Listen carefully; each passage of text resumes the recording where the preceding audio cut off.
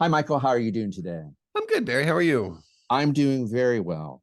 I'm excited to hear your thoughts on Simone Weil and her essay, Reflections on the Right Use of School Studies with a View to the Love of God.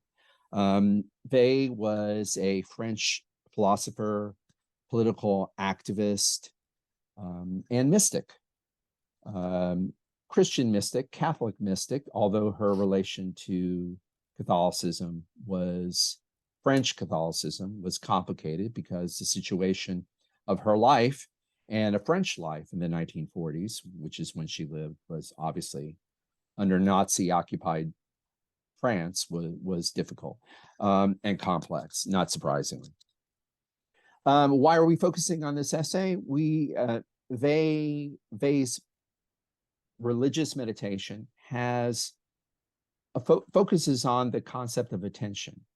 And there is, in the midst of the religious meditation, there are some, I think, philosophical definitions, or there's a philosophical conception of attention. And we wanted to sort of bring that to bear. We wanted to use Weil as a way of focusing on this concept of attention, primarily because in the previous episode, the dynamics of attention, particularly the activity of the practice of multitasking, was something that Byung Chul Han brought to focus, and we were discussing in one context. And we thought it might be interesting to do two things. Number one, already in the previous episode, when we were talking about Byung Chul Han and the relation between boredom and attention, we had invoked the thought of Bernard Stiegler and his thoughts about attention and noesis. And we thought it might be helpful to bring in, make as a trio to think about Weil's concepts of attention and see if we can get all three of these thinkers in some sort of conversation with each other. Yeah. Does that sound too complicated? I hope it's not too complicated. It's going to be fun. It's going to be exciting. Oh, without a question. The one thing, and you and I had spoken about this a little bit prior, but I think it's important to bring up the complication for me with creating a trio out of the duo of Han and Stiegler is the fact that Weil is, very clearly writing from a religious perspective, whereas Stiegler is not. And Han has, I think, some pretty clear spiritual overtones, perhaps, but they're not really tied to religious doctrine. Yeah. And so the thing that I struggle with this was how can we really place Vey in conversation with Han, given that she has a very different end game, right? Sure. And so the thing for me that makes this possible, and I think it's important that we've classified this as a philosophical take on attention, is that while for her the end game is on a different plane, right? I mean, she's looking at God and heaven and everything. Well, let me read the title, and I don't want to run from the title. Right. What I kind of did in the but and you're asking me and our listeners, viewers, to be cognizant of the title and the aim of the essay. So I'll repeat the title. The full title is, the rather ungainly, Reflections on the Right Use of School Studies with a View to the Love of God. So the time, well, and actually, partly in answering your concern and your question, let me give a sort of take and see if you agree with me on that title. So, Reflections on the Right Use of School Studies with a View to the Love of God. You're exactly right. As she sets up in the title, the discussion of attention, concentration, learning, education. We should say that attention here is also part of a larger argument about what it means to study and what education is and what it means to learn. I guess actually that might be, maybe that's a little bit of a difference between her concerns. That's another difference between or divergence between Vey and Han and Stiegler. But to answer your question, reflections on the right use of school studies with a view to the love of God. That implies that this discussion of education is under the rubric of the proper devotion to the deity, right? But I think one of the reasons why we thought this might fit, it's worthy to bring, it's valuable to bring this essay. Well, fair to bring, I think. Fair to Yeah. bring this essay in here is that along the way, even though the title I think is a little bit misleading because it does sound like the discussion of education is going to be subordinated completely to the love of God, to the view of devotion. And obviously, that is a primary aim of the essay. But within it, I see, and I think this is the reason why we think it's fair to bring it in, we see kind of new content, a new philosophical content that Weil is bringing to this discussion of attention. And one last thing, a concern I had, I won't speak for you, but I think I think you agree with my concern. A concern I had with Byung Chul Han was in his discussion of multitasking and by extension, attention in the concrete boredom section of the Burnout Society. There was and in fact, throughout that book, so really on the whole, there's a lack of practical solutions to the very real social problems and the problems of attention deficit that he's always, and of inner emptiness and, and depression and anxiety that he's constantly pointing to. And this time reading it, I was sort of impatient with the lack. Now it's a little bit unfair because I think especially when he writes that book, just delineating the problems with internet culture and digital culture and social media is, it's an important task.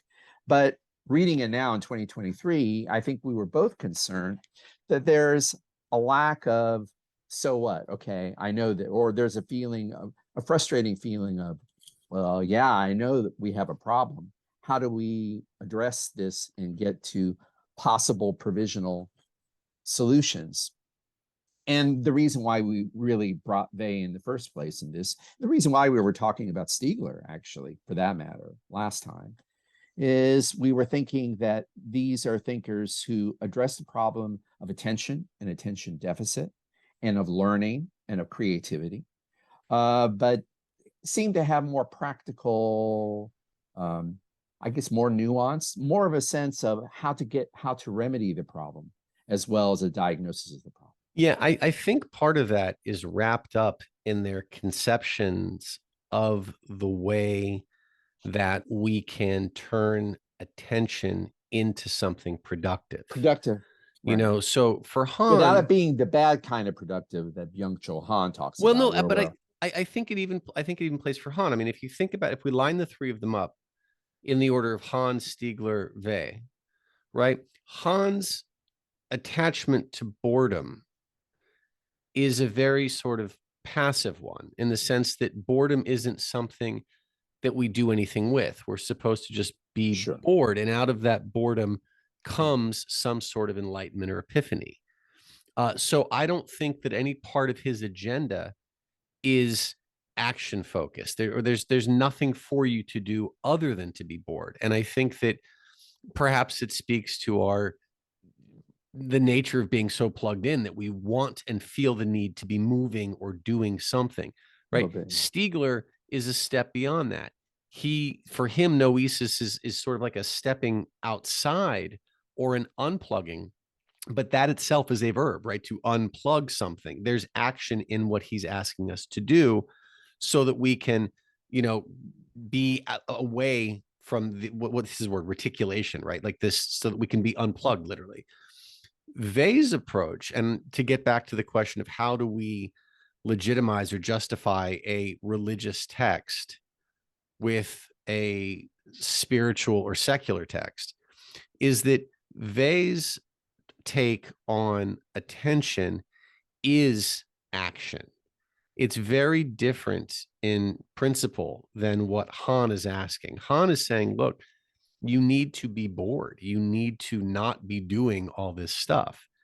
Weil gives us a sort of code, or a means of Ethic, being. yeah, ethic, a way to behave, And so, practice. yeah, Yeah. so for her, attention is a very, so the attention that yields the right way of doing things, right? Which for her is prayer, but it's still a thing here, is And a couple different things. It yes, require prayer in her terminology, which I think is kind of a new terminology. it is, it is. It takes certain steps. It does, but it's also very, very intentional. Where I think Absolutely. that your It's about the will. frustration and mine from last time talking about Han was, it was like, you know, okay, dude, so what now? And the answer literally just seemed to be, well, this is it. Now I mean, to really, really debase this, he's basically asking you to be Bill and Ted sitting on the curb outside the Circle K waiting for Rufus to show up, right? And Is that saying it's fair? a good thing. It's saying Yeah. it's a good thing because that you're waiting because you're bored. Yes. And that means that things can happen to you, Things can happen to right? you. In fact, if you linger in the boredom, it's gonna be okay. Bill and Ted will arrive, You could etc. save the world. You could save Yeah, the you can world. save the world. You can All save right. the world. So my job here's done. I've plugged the Bill and Ted reference. I don't know that I have anything else to do. I think episode, yeah, mic drop, That's it. literally. So so that Yes. so that's how I think that's the sort of the intersection that I think is interesting to explore, is how Okay. Han leaves us with this. The goal is the same, right? The goal is some sort of productive end game, a creative end game. And they both agree that to do that, you have to not be caught up in all the flotsam and jetsam of this busy, busy connected world. What's interesting for Vey again, though, is that she's very analog. This was written in the early 40s. Right. Right. We don't have an internet. I mean, she's not plugged in. She's literally not plugged in. But she still feels, well, this is an interesting thing to pose, especially against Byung Chul Han, because Byung Chul Han definitely assumes a periodization. His whole book is about the Burnout Society, as a whole book is about a new periodization. We're moving away from the age of discipline. There's a historical argument, right? Or a description of historical change, that we're moving away. Now with the internet, we're in the burnout society, and that productivity has a new kind of function in the new post-disciplinary society. So there's a historical argument here. See what you think of this. I mean, I take your point, and I like your point that that Vey is writing in a real analog society. But don't you think Pache Han, Contra Han, don't you think the implication in her essay is that it's just as easy to be distracted in the analog society as it is in the burnout society? I mean, Byung Chul Han is arguing that there's a kind of new urgency or a new prevalence, that burnout is a mass phenomenon because of the mass communication technology of the internet. But I sense that Vey thinks there's a kind of natural danger to squander your attention. It has nothing to do with technology. Am I right? What do you think? Without question. In fact, the question I would ask is that, and I don't want to get us distracted here. Uh-oh. But Were you punning? Was that an intentional pun? oh my God, no. Sorry. You don't want to put my attention on I don't want to send us down a rabbit hole, but I'm wondering if answer this for me. How fair is it to really group Vey and Han together, and are these concerns and solutions really apples to apples, given the fact that Han is looking at an entirely new level of distractions and interactions? Yes, Vey is very clearly saying that, look, in this analog world, there are natural distractions akin to your mind wandering, right? But I wonder, in Han's world, or in our world, which is Han's world, right, with literally 360, 5 degrees of or 360, whoops, I can't even figure this out, with a full circle of degrees of distraction around us, with 360 degrees of distraction in all ways, is it fair? I guess what I'm saying is, given the scope of things to attend to now, I wonder if the answer of boredom, I wonder if there's even room to focus on being not distracted. I have an answer that will be controversial. I have an answer to that, or I have a personal, a better way to put it. I don't have an answer, but I have an answer that works for me on this. But I sense it will be controversial to you and to any of our listeners and viewers that have like a modicum of good sense. But here I am behind the mic, so I'm going to tell you my answer to that, because I do have a take on it. Maybe I should say I have a take that might infuriate many people because it's going to seem very counterintuitive, or maybe it's going to seem reactionary, but why not? So here's my answer. I think what you're asking, and it's a great question, and I don't think it's too much going down the rabbit hole to discuss this a bit. I think you're channeling what Byung Chul Han might say if he knew of our podcast and said, hey, he might call foul, because he might indeed say, you're comparing a meditation on attention when I am clearly talking about a rupture in time. That's the argument behind that he makes very clear is the argument for the Burnout Society. There has been a rupture in time. The rupture in time, we're in a new kind of social order, new rules, and to a certain extent, what attention means and how to preserve it, it's a different dynamic here because there's been a rupture. Okay, now here's my controversial response to that. Yeah. My controversial personal response to that gets to another criticism, a latent criticism that I don't think I articulated or thought, in my own head until you said it.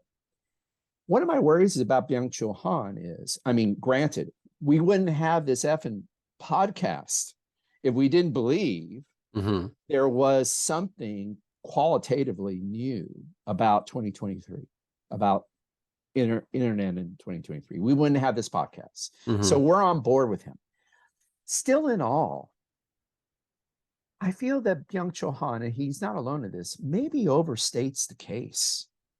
That maybe he thinks that human nature changed more than it has. Or maybe, put it this way, if we had the apocalypse and an internet shutdown, maybe Byung Chul Han too blithely assumes that human nature, maybe he too blithely assumes a kind of malleability or perfectibility of humankind. So that if you just got rid of Twitter, you just got rid of TikTok, we would solve our attention problems. And I kind of find it a salutary reminder that, even if we outlawed or banned TikTok, as people are talking to doing, right? Even if we did that, we would still kind of have the problem of attention in some form or other. So here's one for you. And I think we're working backwards. I think we're working our way back to Weil, perhaps. One of the things. Are you irritated and angry at my remark? No, but I worry that. Yeah. No. But I'm gonna play a game with that for a second. Please. And this is really sort of a subject object question, which is one of the things that I dig into. That's one of the things you do. I guess what I was asking is, have I offended you, Michael? No, by no means. By no means. I think it's a good point. And so I'll step back away. So I'm looking at this chronologically. Okay. So Please. If Weil's writing in the 40s, right? And Han is contemporary. Stiegler was writing in the 80s, 90s. What we're referencing? Well, he's writing, I guess a lot of the books are in the 90s and aughts. Okay, so yes, I'm sorry, that's right. So the question I think they know each other. I think they knew each other. We're embarrassed. We need a fact checker on this, but I think that they're aware of each other's work. Well, here's the question I would have for you. Han and Stiegler. For Stiegler, noesis is the thing that we need in order to be, noesis begets creativity, right?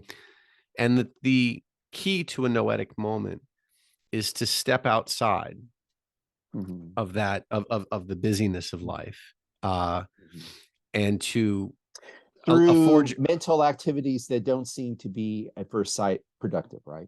Amateurism. And this is what this is where I start to wonder about your TikTok, for example, or your any sort of creation that functions as a distraction for the viewer. But I wonder if Han would consider the creation of these distractions a creative act.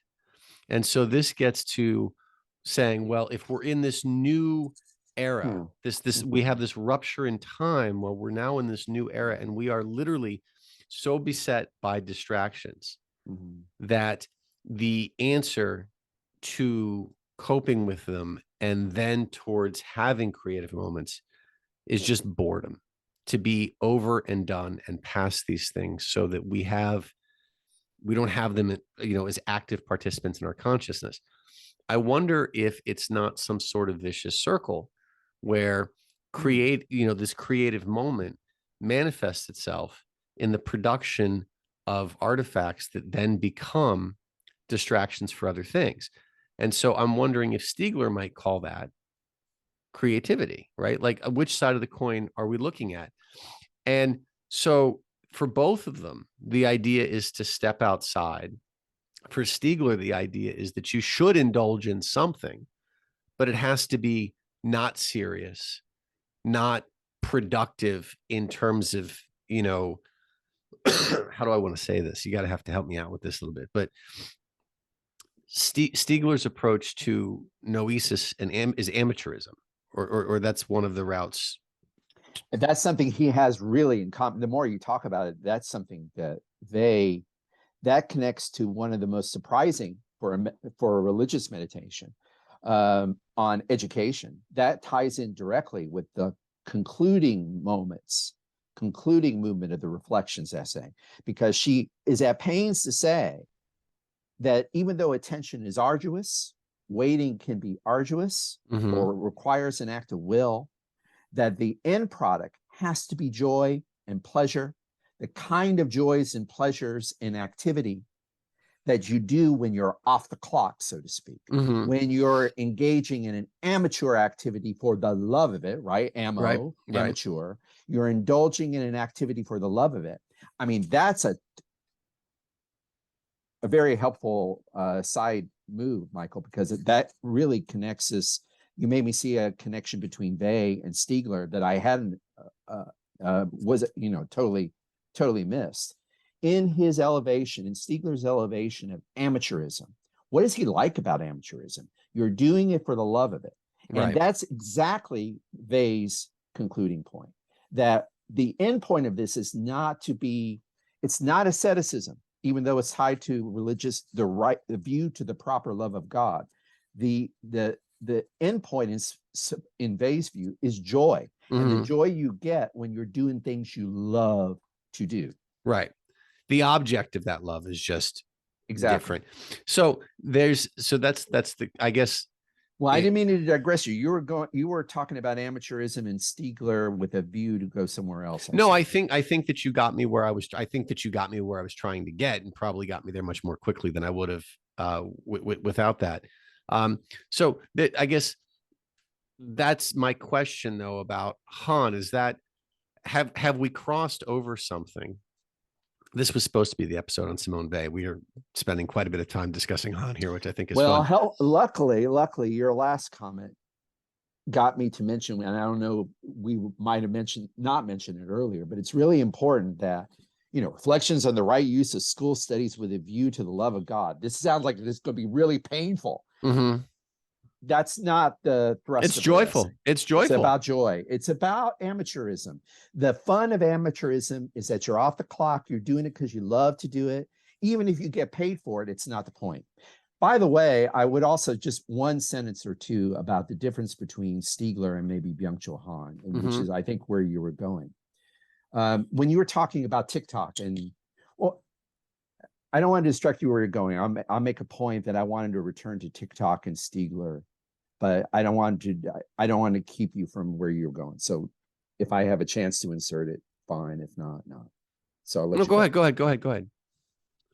Well, when you were describing about, I was going to partly agree with you and partly not disagree, but just sort of push it in another direction. When you were talking about,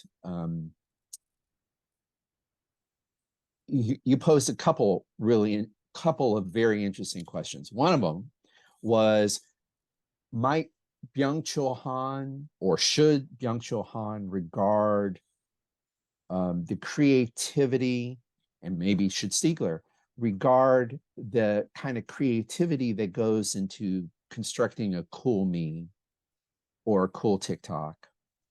Should they consider that as really creative activity and aligned in some way akin to noesis, regardless of the use value, regardless of how this product is consumed and circulates? And Could you repeat that? Repeat that. Well, I was just trying to restate your question, so maybe I didn't recognize your question. So you tell me if I'm getting it right. I thought you were pointing out. I thought the point of you mentioned TikTok, right? I thought your point in that is saying you kind of have to be creative and noetic to make a TikTok. And I guess my response to that, channeling the other thinkers we've been talking about, not they, but channeling Byung Chul Han and Stiegler. My answer to that is probably in both cases, certainly in Stiegler's case, Stiegler's inner Marxist would probably rise to the fore or come to the fore in describing TikTok, and say that it doesn't matter if there's noesis at the front end. The way that the masses encounter TikTok is as a commodity that's designed to make you waste your time.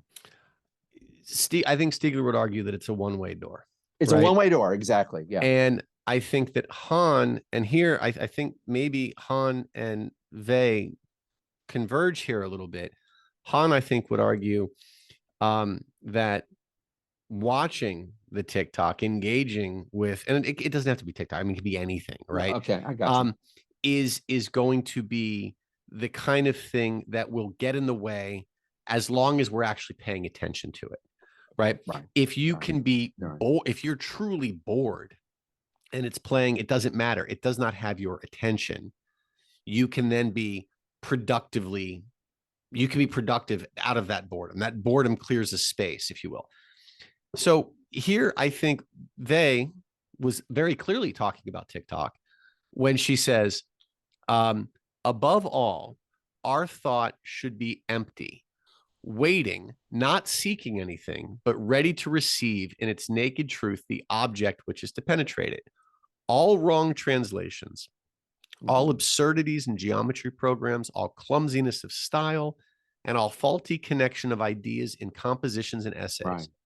All such things are due to the fact that thought has seized upon some idea too hastily, and thus being prematurely blocked is not open to the truth. So, the argument that she seems to be making here is that the way to the truth, to creativity, to the right way of doing things has to be unencumbered by an objective, by some sort of conscious decision that things should be this way or that way. So in a way, I think that, Han and Weil could make, fantastic social media posts and memes and videos together, as long as they just don't give a shit what they look like in the end. That could be. I like that idea. I love the idea of vague TikTok, There definitely Absolutely. should be a Absolutely. TikTok. In fact, we're going to do that. We're going to stop this episode right now and start working on that. That's right. I'm going to push back on that a little Okay. bit, though. I'm going to push back on that just from my own experience of TikTok. I think. Well, let me say one thing before you push back. Please. Just to clarify what I'm saying, it's when she says all wrong translations, absurdities, clumsiness.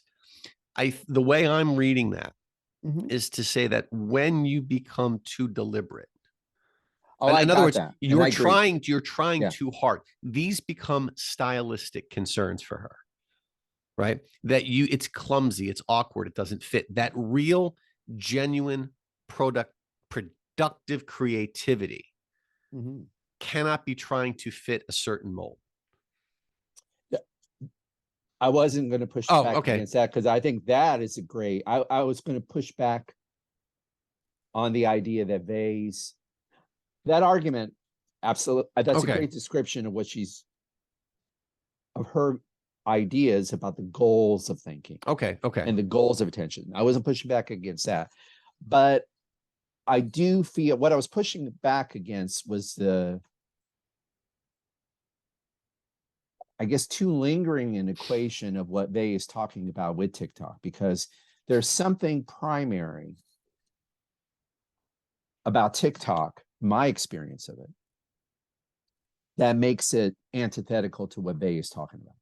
And I'll tell you what it is and see if you agree. Now you're like a TikTok virgin, right? You don't have any. I don't think I've ever actually seen. Yeah, that's what I'm saying. So which is what I'm laughing at as we're going through this. Yeah, it's like, oh, we're talking about TikTok. I don't. That's how I can tell you that I watch all of Simone Weil's TikToks, because I've watched every single one of them. Yeah. But I think I think that's a wrong description of what happens on TikTok. Okay, well, and but it might be worth saying why I think it's wrong. Sure. And watch me push back against it, having absolutely no knowledge of what I'm talking about. That's going to be the fun.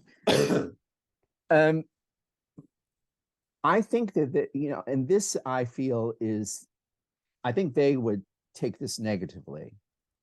Would feel this is a negative experience.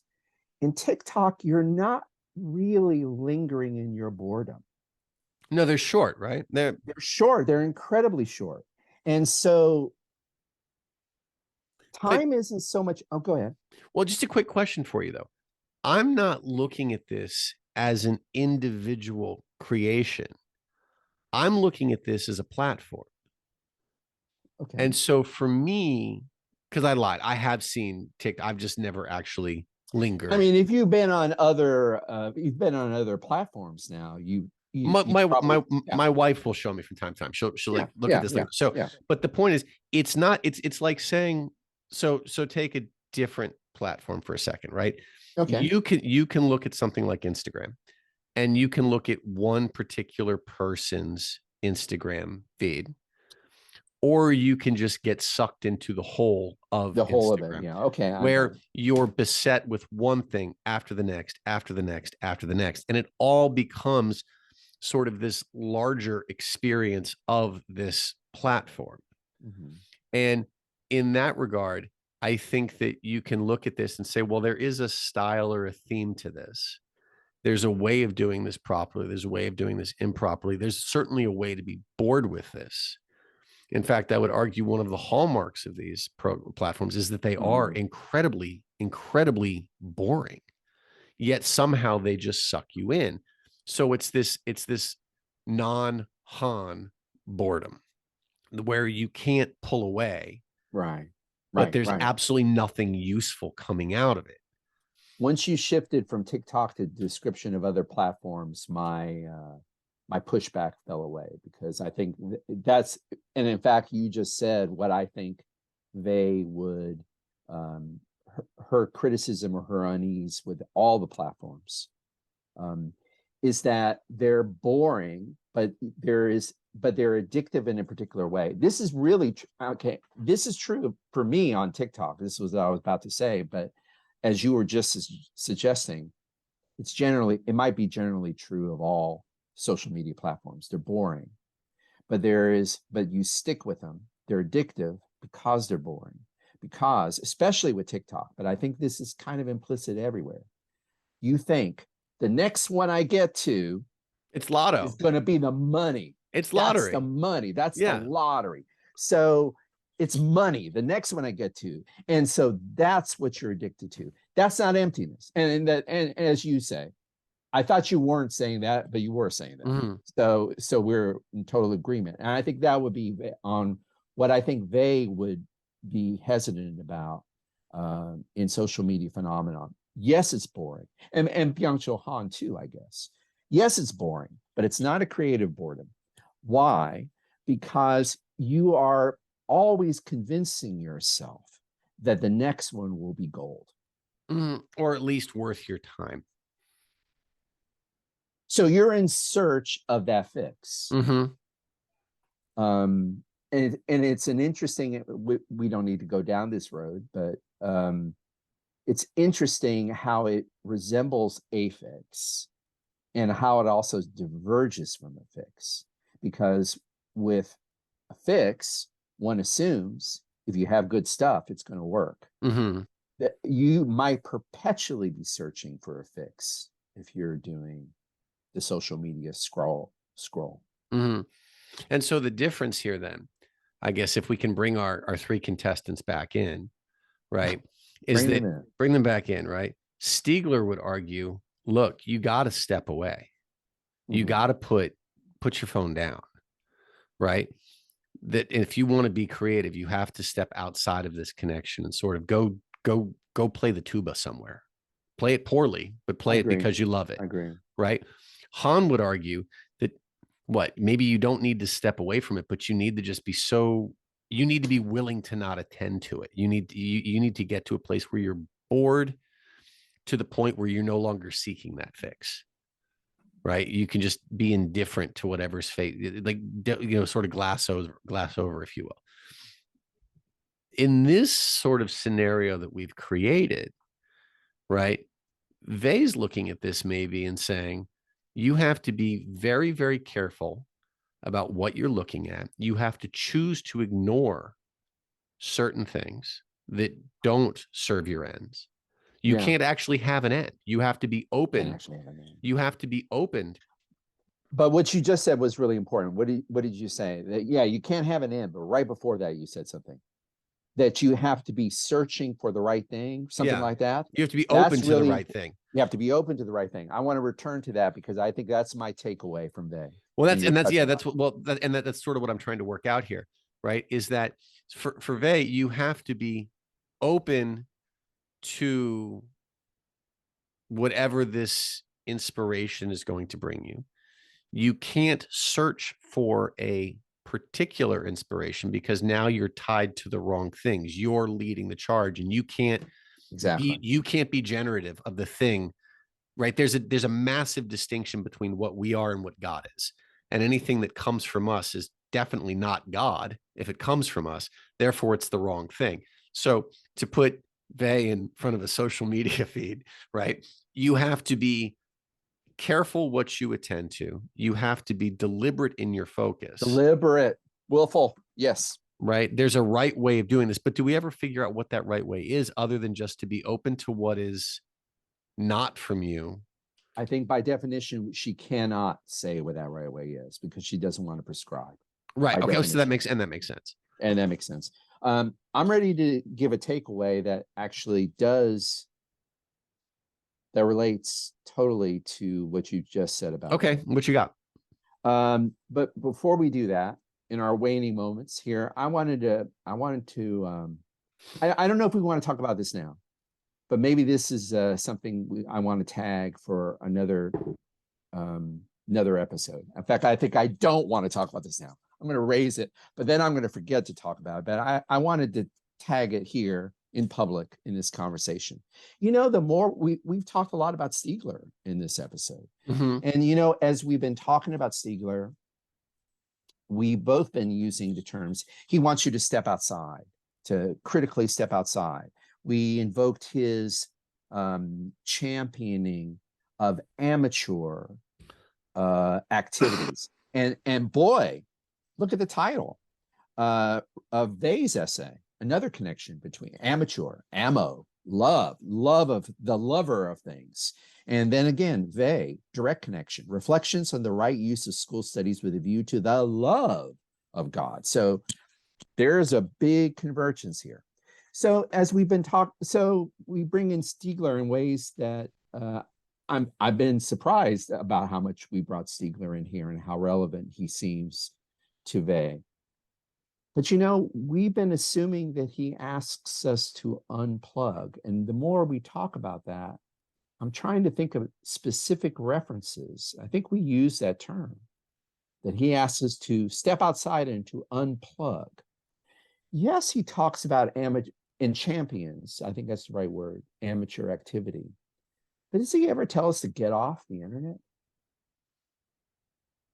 No, To become a Unabomber?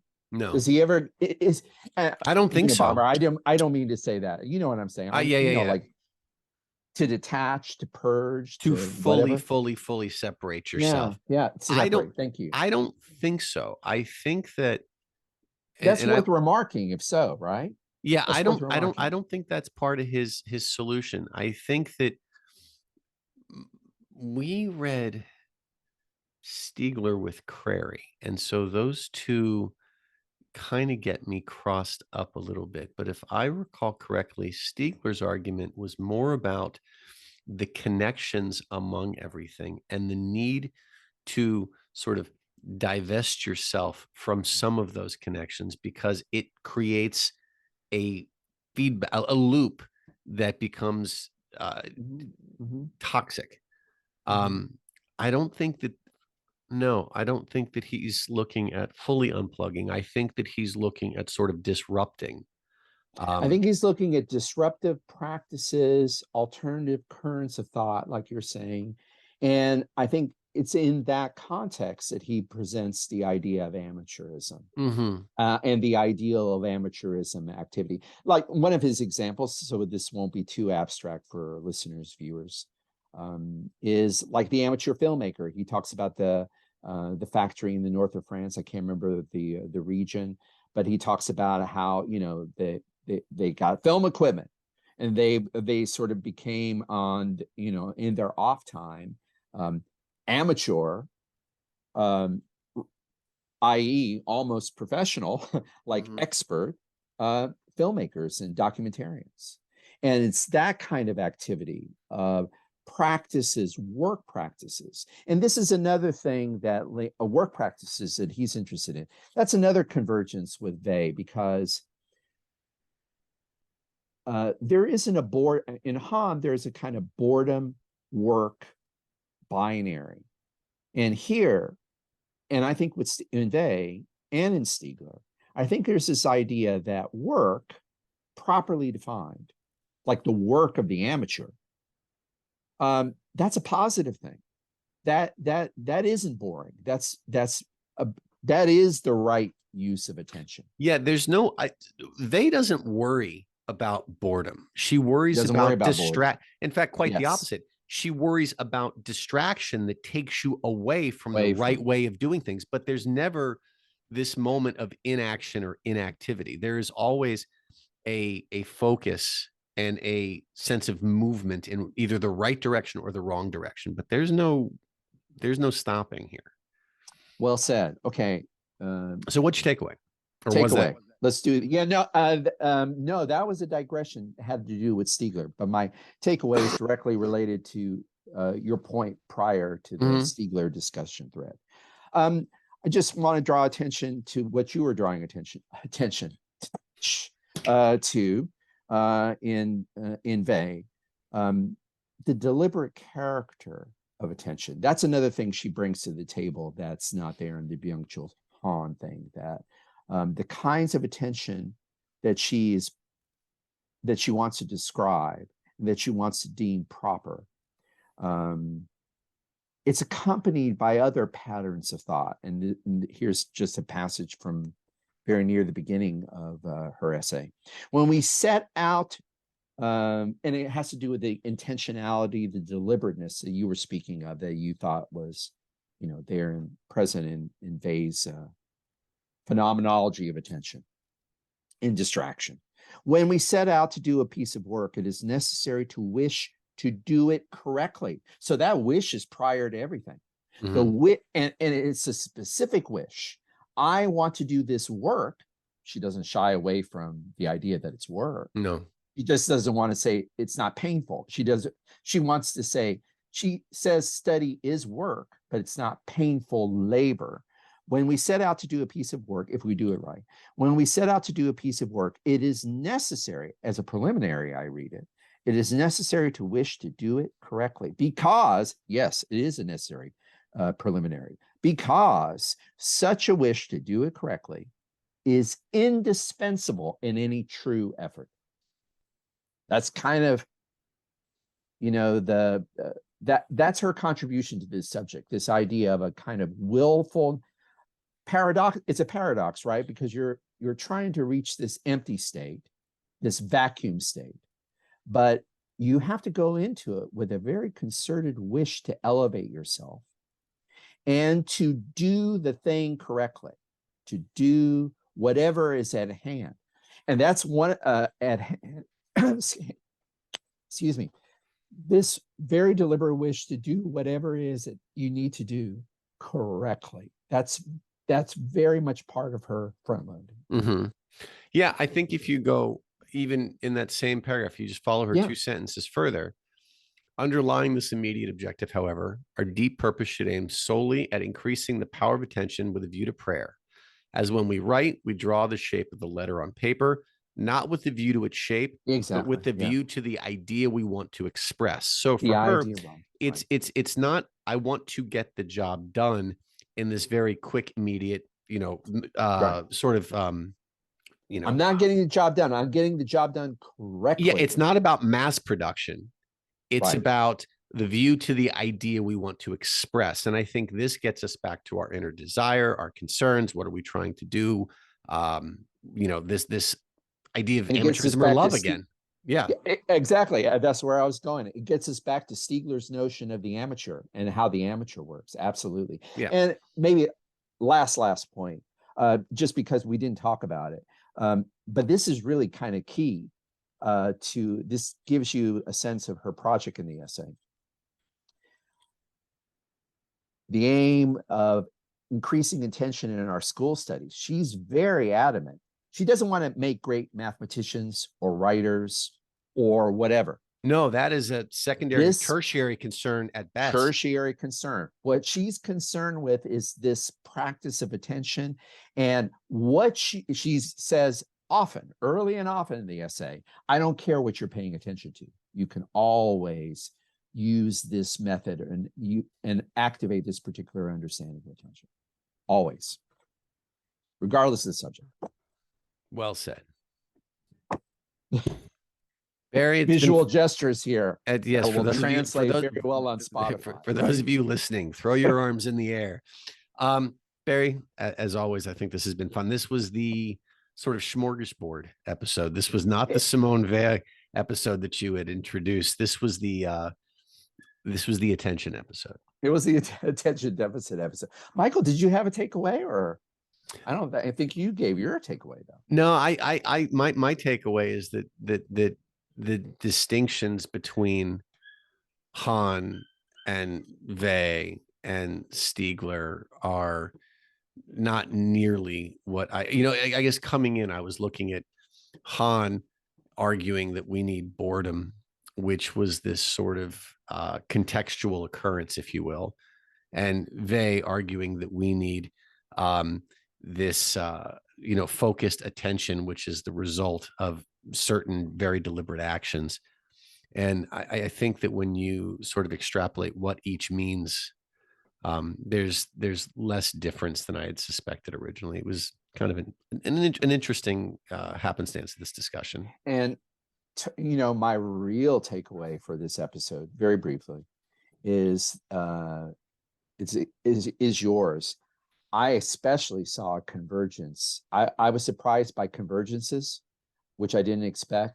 And I'm totally I have to go away and ponder the convergence between Stiegler and Weil, because I thought of the two, that's the biggest gap between the two thoughts and practices. I thought I went into this thinking Stiegler and they, because of the Stiegler's secularism, I was thinking I wasn't going to find a point of convergence, but actually the amateurism, boy, that's a point of convergence and coincidence between the things. Yeah, this was fun. This was fun.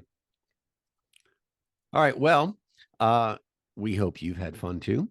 And share, like, dislike, dissuade, do disapprove.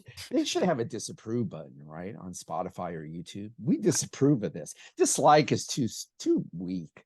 Too weak. What would that look like? Instead of the thumbs up, would it just be the middle finger? Like middle finger. Okay, well, vulgarly disapprove. Let less this conclusion become distracting. Barry, thank you, and God knows where we'll pick up next time.